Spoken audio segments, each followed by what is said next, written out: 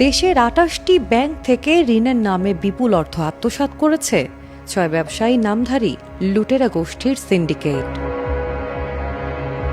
লুটের শীর্ষ অবস্থানে রয়েছে চট্টগ্রামের মোহাম্মদ সাইফুল আলমের এস আলম গ্রুপ। এছাড়া আওয়ামী লীগ সরকারের উপদেষ্টা সালমান এফ রহমানের বেক্সিমকো গ্রুপ, প্রয়াত জহিরুল হক শিকদারের প্রতিষ্ঠিত শিকদার গ্রুপ, সাবেক ছাত্রলীগ নেতা ও ব্যাংক মালিক সমিতির সাবেক নেতা নজরুল ইসলাম মজুমদারের নাসা গ্রুপ, সিএ মোবাইদুল করিমের ওরিয়ন গ্রুপ এবং সাবেক ভূমিমন্ত্রী সাইফুজ্জামান চৌধুরীর গ্রুপ।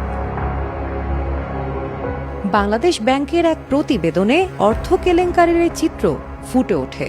প্রতিবেদন অনুযায়ী প্রতিটি গ্রুপের সঙ্গে একাধিক ব্যাংকের মালিকানা, পরিচালনা বা ঋণের সম্পর্ক রয়েছে। এর মধ্যে এস আলম গ্রুপের প্রভাব সবচেয়ে বেশি বিস্তৃত।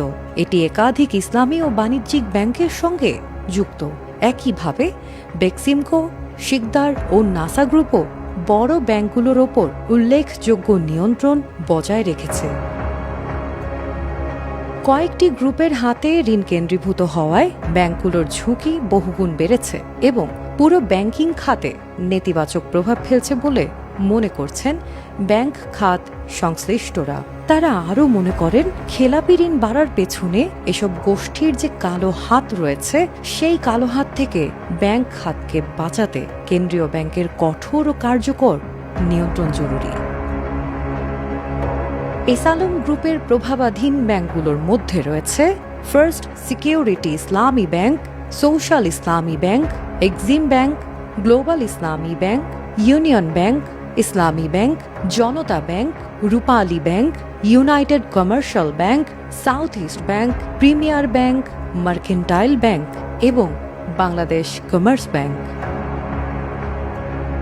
বেক্সিমকো গ্রুপের প্রভাবে First Security Islami Bank, Exim Bank, Global Islami Bank, Janata bank,